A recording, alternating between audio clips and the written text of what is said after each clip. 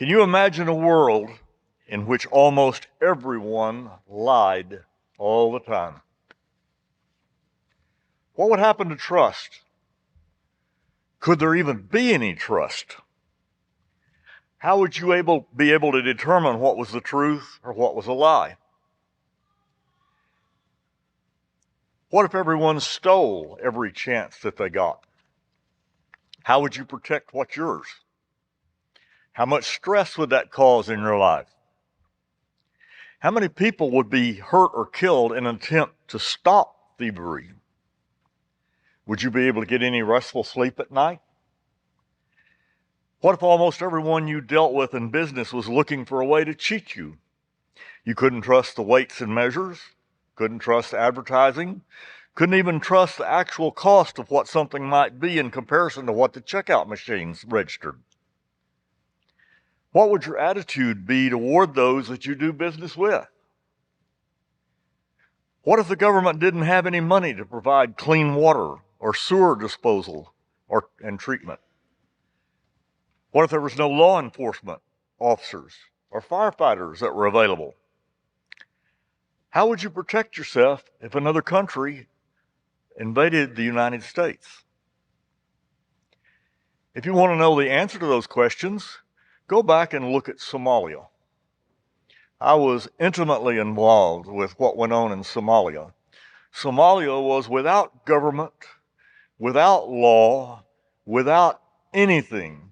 Warlords ran the nation. They took whatever they wanted by force. If you went outside your door, you had the possibility of being shot because everybody was carrying weapons, and sometimes you weren't even safe in your home.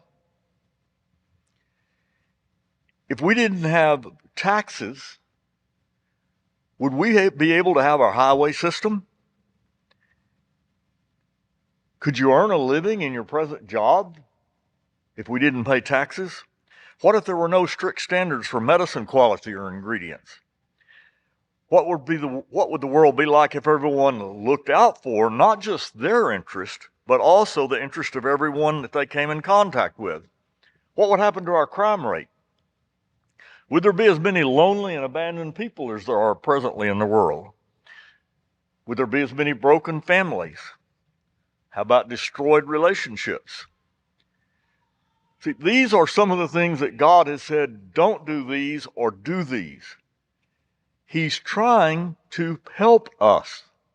He's not trying to stand over us and see how he can strike us down. You know, we have a lot of problems, issues, always have within the church about coming to church services. And a lot of people look at it as like it's an obligation. It's something that somebody's holding over their head. Why did God tell us to come together on the first day of the week?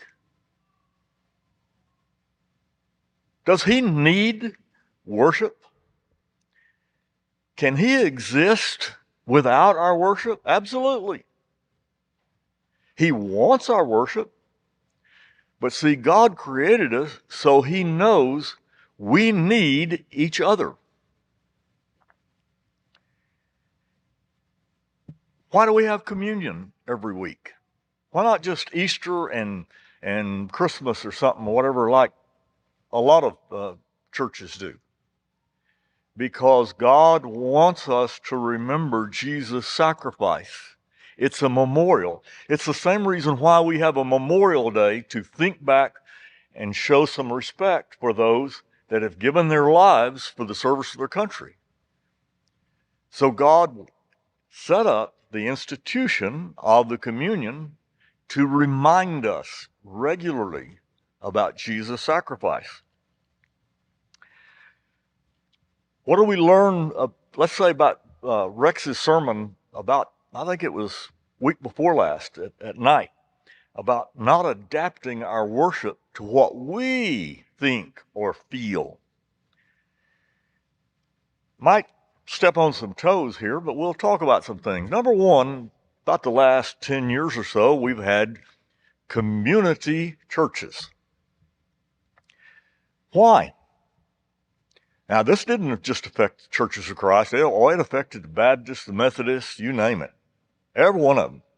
The excuse was, well, people are turned off when they hear Church of Christ or Baptist Church or Methodist Church. So we need to have a friendly atmosphere that they're not turned off by.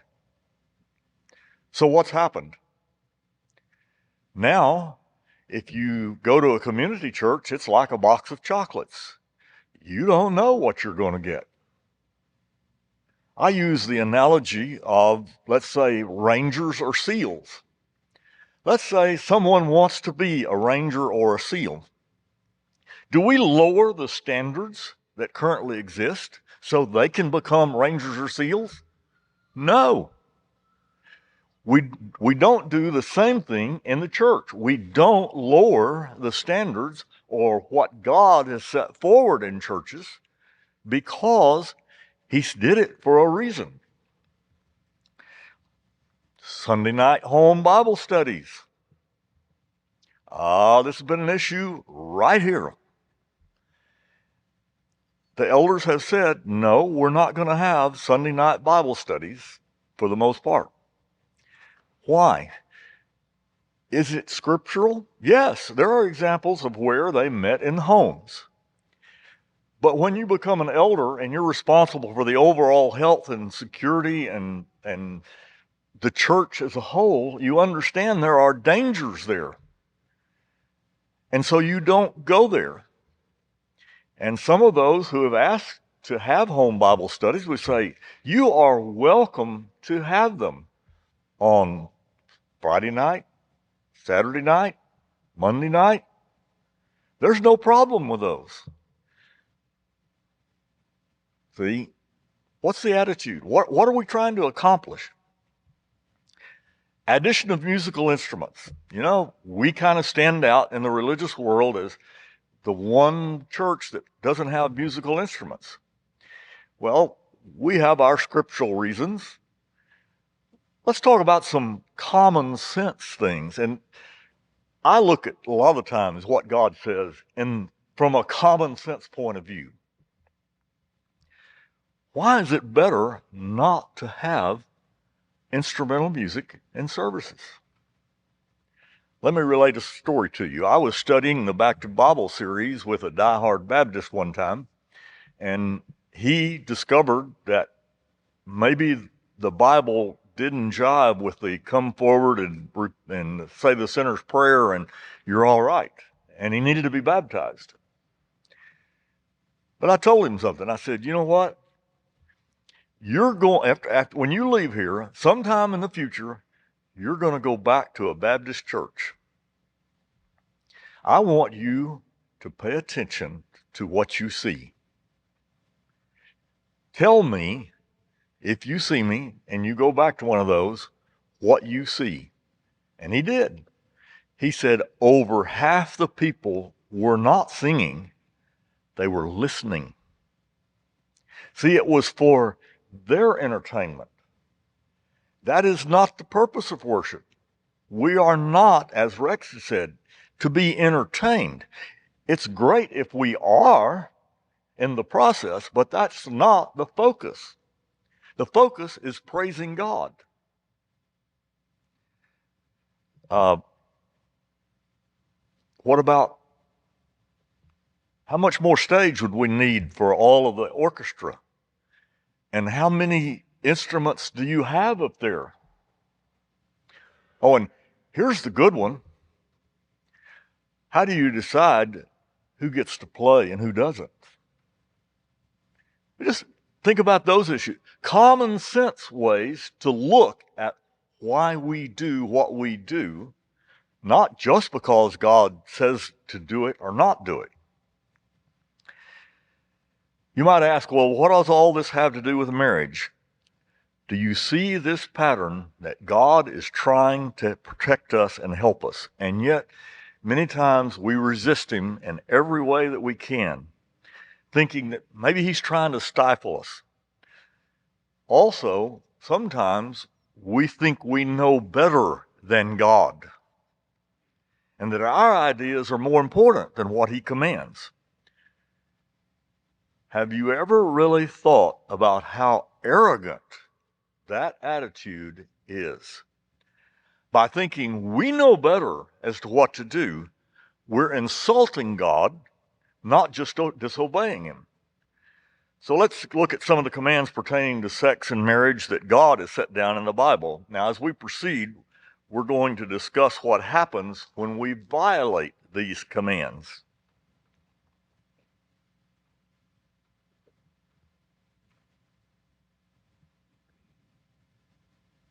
Having trouble getting the slide to go forward.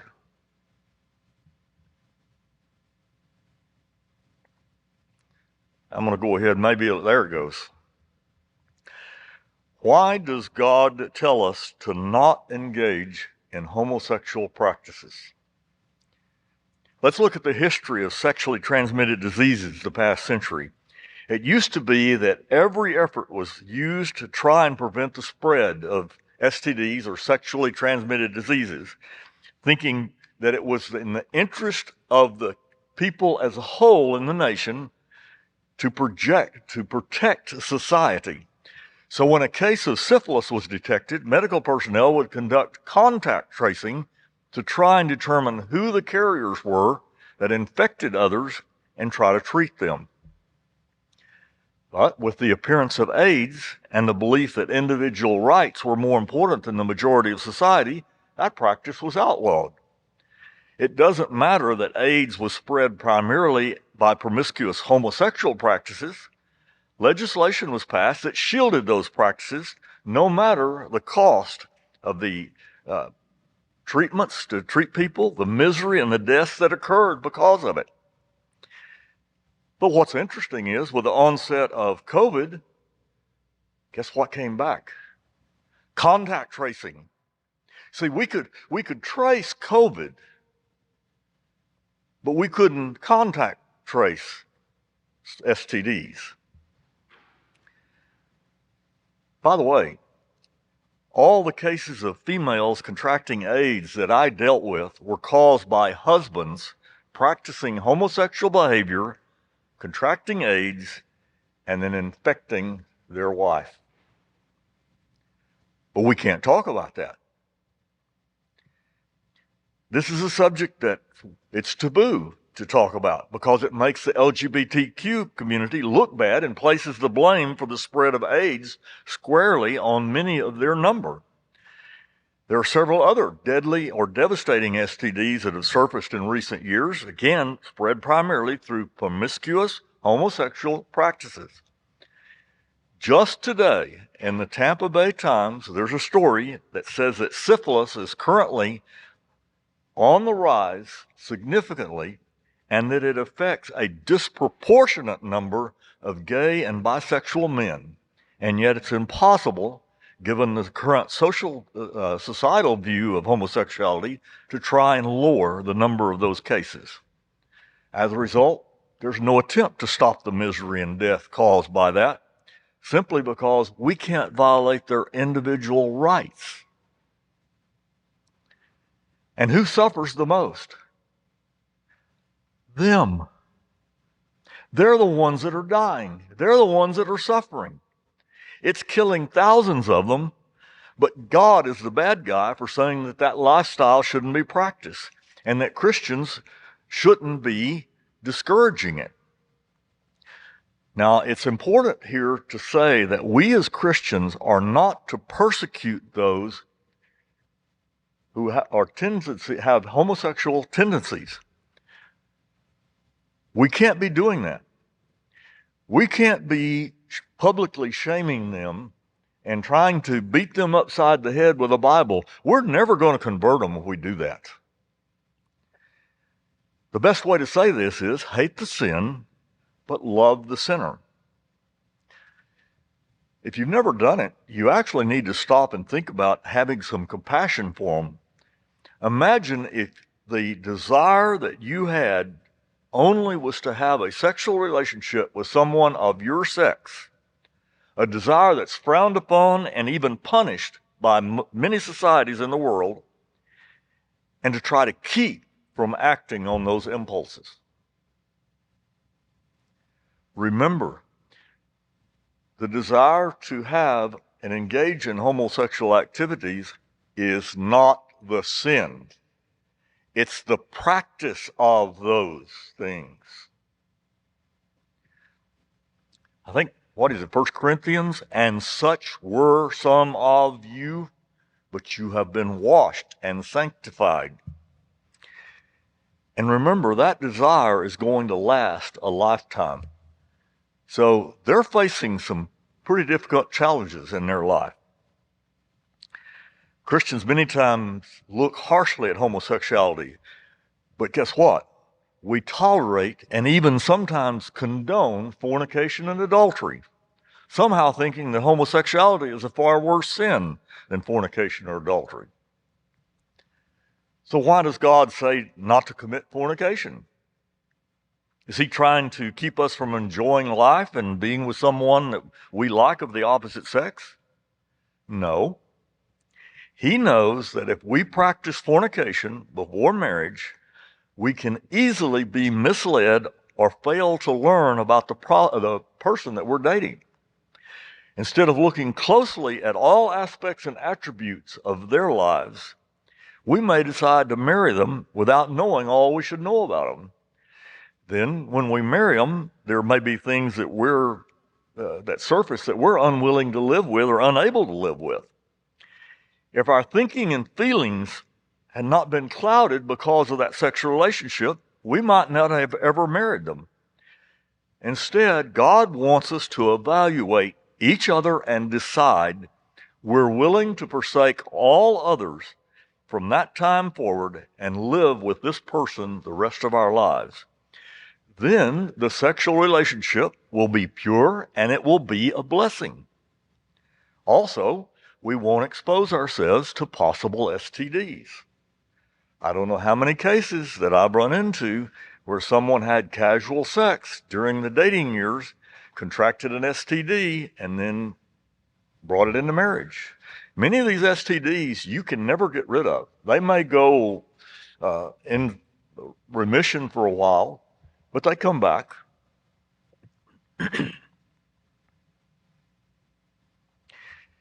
1 Corinthians 7, 1 through 5. Now concerning the things about which you wrote, it is good for a man not to touch a woman. But because of immoralities, each man is to have his own wife, and each woman is to have her own husband. The husband must fulfill his duty to his wife, and likewise also the wife to her husband. The wife does not have authority over her own body, but the husband does. And likewise also the husband does not have authority over his own body, but the wife does. Stop depriving one another, except by agreement for a time, that you may devote yourselves to prayer and come together so that Satan will not tempt you because of your lack of self-control. I'm going to talk about something here real quickly that I run into. Separation. There are times when I have suggested to a couple they need to separate. But this verse gives some very specific guidelines about separation.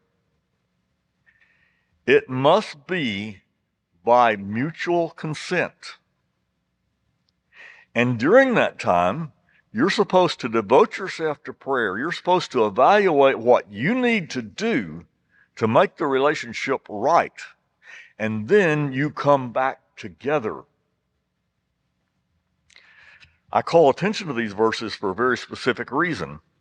I'm going to be using adultery and divorce interchangeably here because they're often tied together. I've personally seen several instances where women who claim to be Christians have openly bragged that they have stopped having sex with their husband so that he would be tempted to have an affair. Now, I'm talking about Christian women. The reason why they did that was that their husband then would be blamed for the adultery, and in the eyes of those around them, they would be free to marry. In several of these instances, the husbands did give in to adultery, and in so doing, they committed sin. They did not have to give in to that, but they did. And yet, I firmly believe that the wife is just as guilty as the man and will have to answer for that if she doesn't repent of it. And she's not free to marry. Other situations that I've run into. A woman packed up her belongings without notice while her husband was at work, cleaned out their joint bank account, filed for divorce, and left town. Most of the speculation at the time was that the husband had an affair. Wasn't the case. See, all the gossip was, well, he must have had an affair. No, he didn't. We have to be very careful about reaching conclusions about the causes for adultery or divorce, because many times there's a lot of unknown factors. I was at a home Bible study one time when one of the members, a female, took me aside and said, I need to talk to you. She knew that I was counseling a couple, and she was friends with the wife. He said, you need to tell so-and-so he needs to do this and this and this and this. And my response to her was, I am sure that what she has told you is all true. Don't doubt it at all.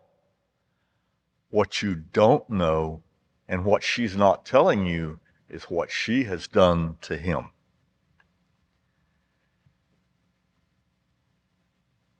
There's a lot, very rarely is one spouse totally responsible for adultery or divorce.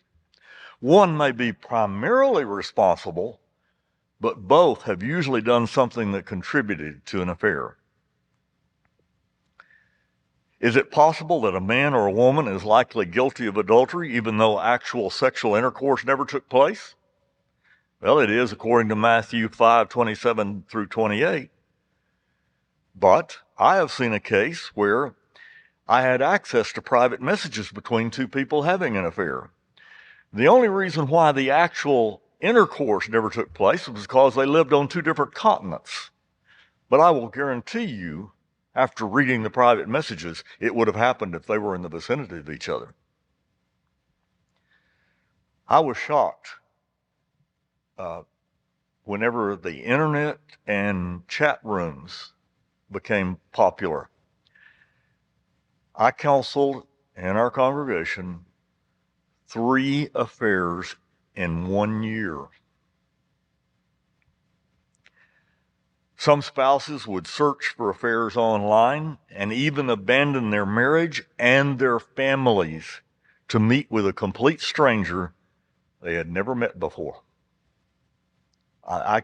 It just stupefied me. It's like, you're leaving your kids to go meet someone that you've never even seen. This is kind of for my own information, and I'm going to ask you a question, and I want you to raise your hand. There are 3 possible replies to this question. Do you think in the church more men have affairs, or more women have affairs, or it's about the same? How many of you think that it's primarily men that have affairs? How many of you primarily think it's women that have affairs? How many of you think it's about even? Well, I tallied up what I know. Women are ahead by 1, but only by 1. So in other words, it doesn't matter whether you're a man or a woman in the church, you're just as likely to have an affair. So if we have some preconceived notion that men are the ones who do all this, no, that's not right. Or women are the only ones who do this, no, you're wrong.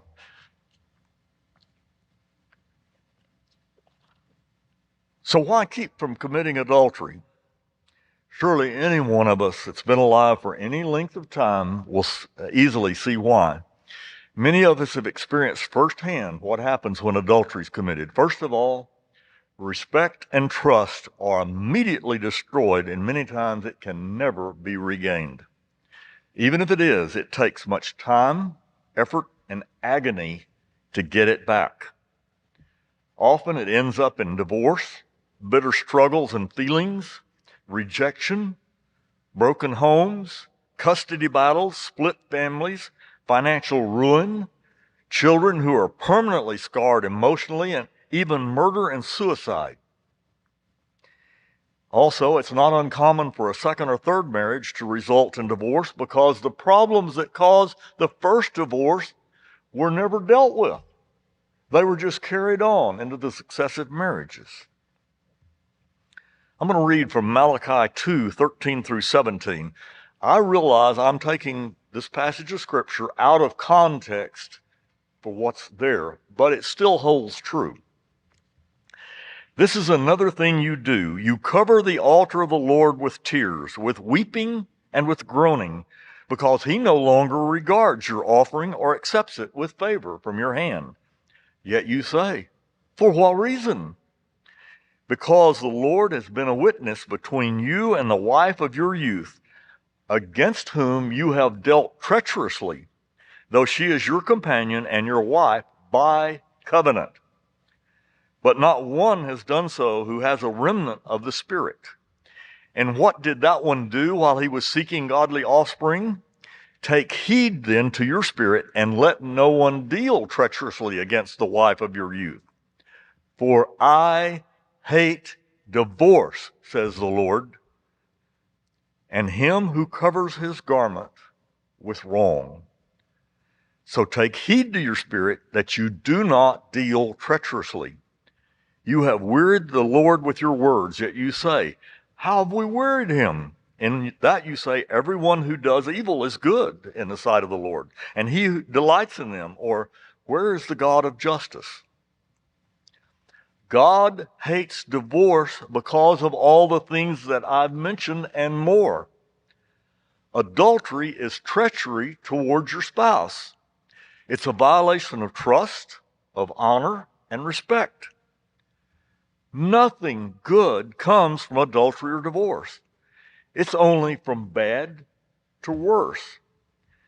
It's commonly said that divorce is like death because it devastates one's life and it lasts ramifications for a lifetime. Normally sedate people will sometimes resort to atrocious things to show their bitterness to a spouse. I have heard of instances where a wife packed up the house while her husband's at work. He didn't get home till after dark. She took everything, including the light bulbs, so that when he got home, he couldn't even see the apartment. Another instance, in a high-rise, a man stripped all the clothes off of his wife, shoved her in the elevator, and pressed all the buttons for every floor. Those are the kinds of things that happen. That's why God hates divorce.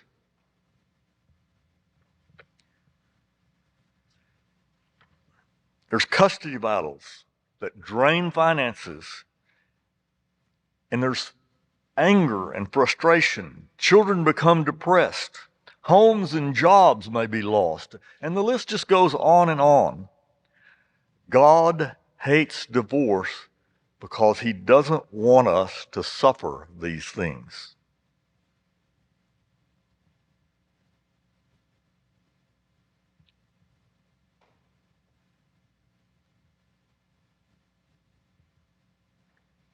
So why is God saying this about a marriage relationship?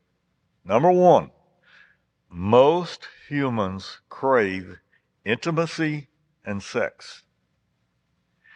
We've already discussed women primarily want the intimacy, although intimacy is a part of sex, but it's not all of it. The desire to have sex is to be confined to marriage for our own protection. To deny our spouse the intimacy or sex that they crave can easily lead to sin. And so there is an obligation to fulfill the needs of a spouse. And it's not one way, unless there are reasons behind one's control. I'm not going to go into it tonight, I don't think, but it depends on how much time we have left. But there are some instances where one cannot control and there cannot be sex. And we need to recognize those things. You know, I'm covering the main points, but I am aware of all the well, not all, but many of the special circumstances that happen within marriage. There are things, yeah, and sometimes those are very private things. And we don't want others to know about those. Looks like we still got some time, so I'm going to go ahead and step into these. We're going to go through here some things. It's going to be 3 slides here, and they are not complete. There are many other things. These are the predominant things that I could think of. These are things that inhibit sex. That means something can be done to try to alleviate them or help them. Hunger and overeating, gluttony. And have you ever overeaten and then go to bed and you feel like a whale sitting there? You don't feel like kissing or hugging or snuggling or having sex. Not enough time. Some couples have almost gone into shock when I say you need to schedule sex. When you have kids, when you have a job, when the car breaks down, when the lawn's got to be mowed, there's not enough time to do anything. If you're going to have sex, sometimes you have to schedule it. But I tell them, now, listen here, you're going to schedule it, and you need to believe that at least 50% of the time it still won't happen. But what I say about Bible reading, be satisfied that you're doing more than what you were. But sometimes you literally have to write that in and make it happen. Pain. This is one of the number one complaints of women about sex. They experience pain.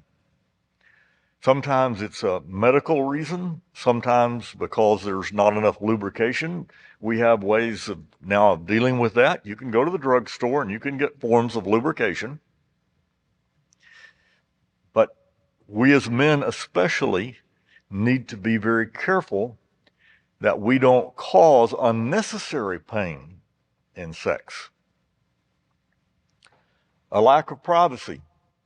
I've had couples, oh, well, we can't have sex because the kids are there and they might come in the room. I say, you ever heard of a door lock? A bedroom needs to have a door lock on it. And if you need some privacy, you need to lock that door. That kid's not going to die if he or she can't get in your bedroom every time they want. You need time together.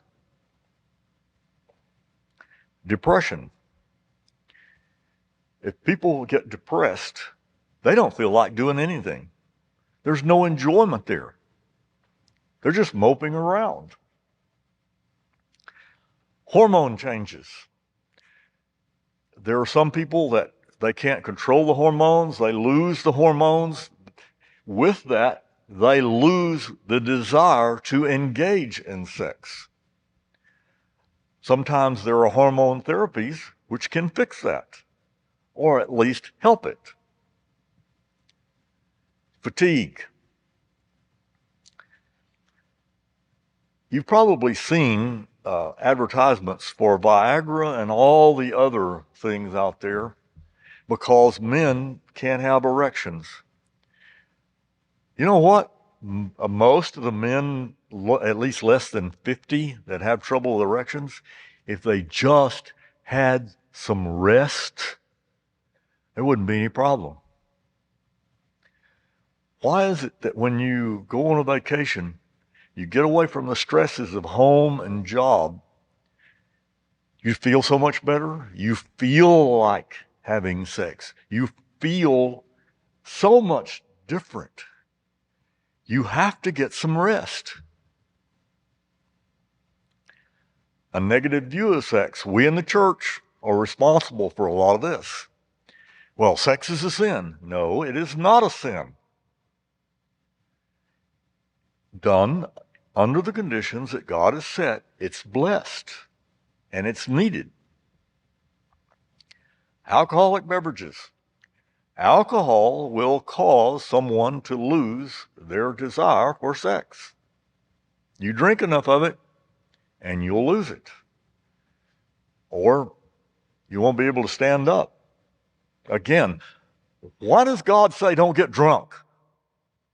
Why does he tell us don't take drugs, don't do anything which makes you lose control of your thoughts and actions?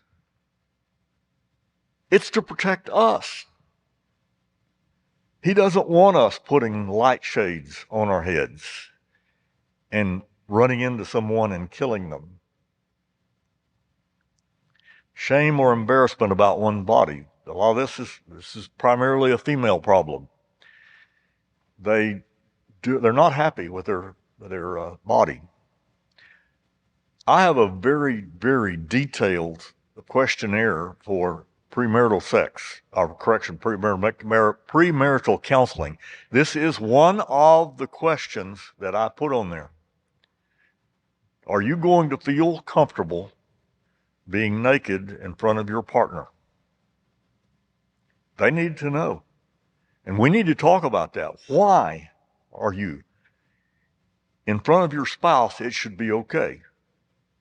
Now, to wear all the revealing clothing and everything out there in public? No. Preoccupation. If everything's going terrible at work, you're not going to feel like it. If someone's sick, if there's other things going on. Ignorance of how the body functions sexually. This is what I talked about. We need to tell couples before they get married a Christian view of sex and what it encompasses, the mechanics, if you will, because many of them know nothing about it. But they need to know something before the marriage night.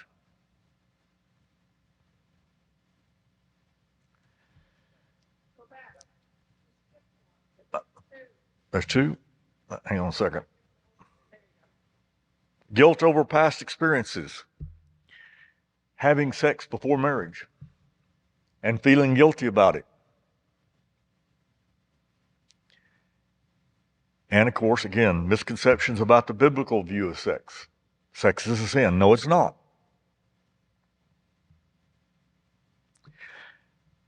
Here's another thing about the hormones. Conflicting sexual needs. Men and women have different views of sex itself. And we need to be aware of those. You need to talk to each other about what you need and want out of the sexual relationship. You need to tell someone if something is painful or a problem or you like it and what you want and so on and so forth. Memories of rape and incest. Another question that I have on my premarital counseling. Have you ever been raped or sexually assaulted? Anytime this happens, it has affected the marriage. I had a couple in for counseling. One of the things that they were complaining about was they had severe problems in the sexual relationship area.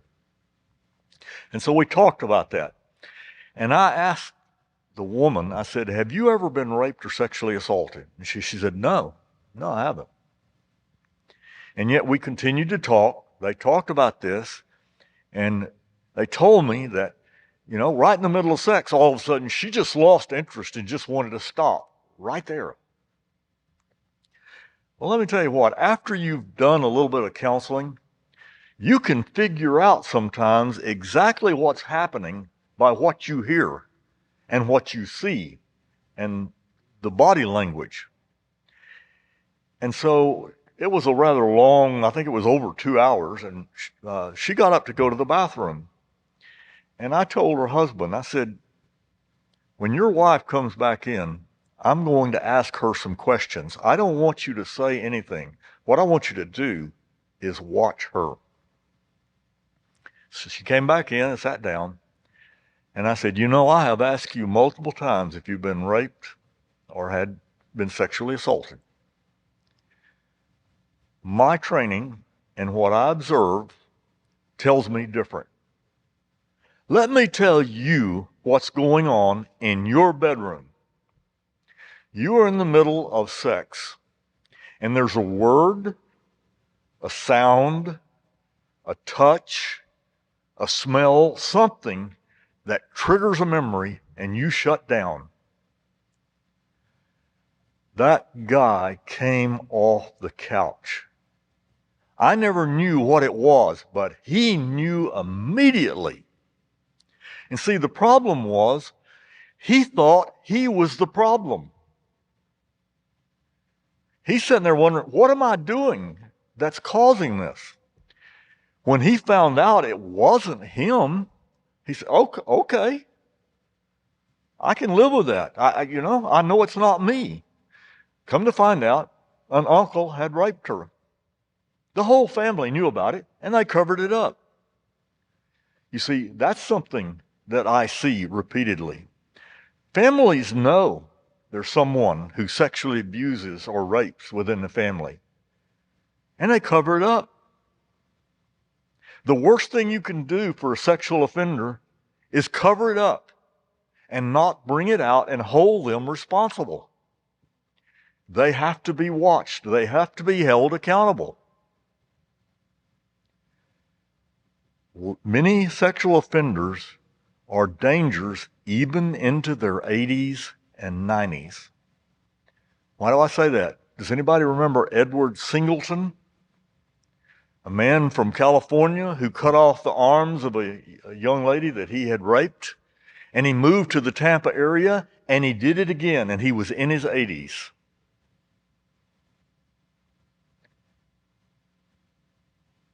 I know personally of situations in the church where a sexual offender was allowed to move from one congregation to another with no warning to that congregation, and he engaged in that activity in the next congregation. It cannot be covered up.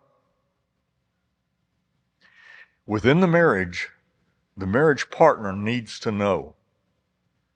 They need to know what's happened, because they need to know it's not them.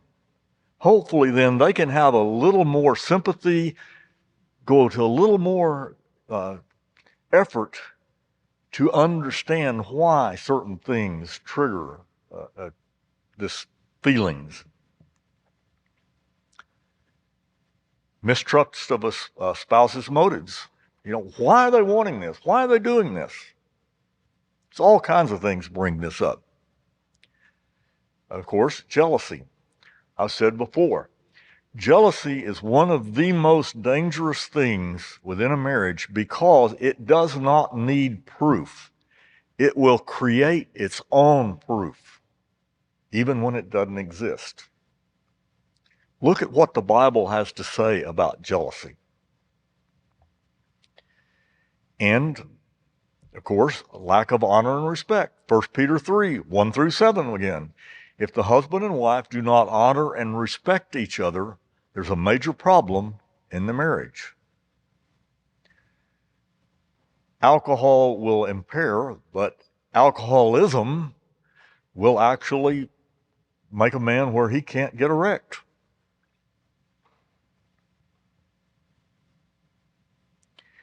Now, these are things that can prevent sexual expression. Diabetes. Diabetes is very destructive. It usually results many times in inflammation of the legs, of various other things. It also causes men to where they cannot maintain an erection. It comes in many forms, and sometimes it cannot be treated effectively to bring it back. Some forms of cancer will destroy an ability to have sex, or even a desire to have sex. We talked about the absence of estrogen and testosterone, and yes, you can get some of these hormone things, but in some cases, one cannot get those because of a medical condition. I.e., guess what? Some types of cancer are fueled by these things. So if you get the hormone therapy, you may run the risk of bringing the cancer back. Urinary tract infections. Again, pain. A lot of times in women. Sometimes women will have urinary tract infections from having sexual intercourse or vigorous sexual intercourse. Little side note here. I'm not a doctor, but I see enough situations that I kind of pick up on some things. When it comes to urinary tract infections, if a woman over 50 exhibits a sudden change in her attitude and her behavior, maybe like she has dementia, she should be tested for a urinary tract infection. And I have seen doctors ignore that, and a woman has experienced those things for a month, 2 months, 3 months at a time. And as soon as they discover she has a urinary tract infection and treat it, she's just fine.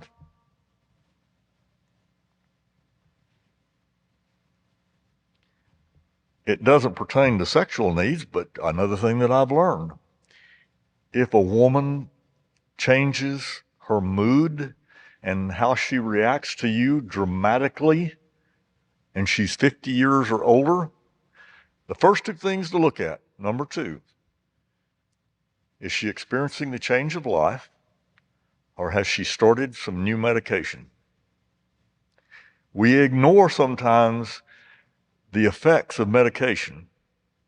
And when we take multiple medications, sometimes those work against each other, or they set up reactions within the body that we don't know what's going on. That's why you have to have pharmacists and doctors check about your medication, that they're not acting against each other. There's a condition that is called vaginismus. This is something that's a physical problem with a woman where she can not control the muscles and she cannot engage in sex. It's not her fault.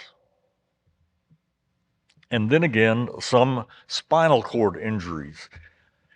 What I've said here again, this list is not complete. But these are things also that you need to keep in mind.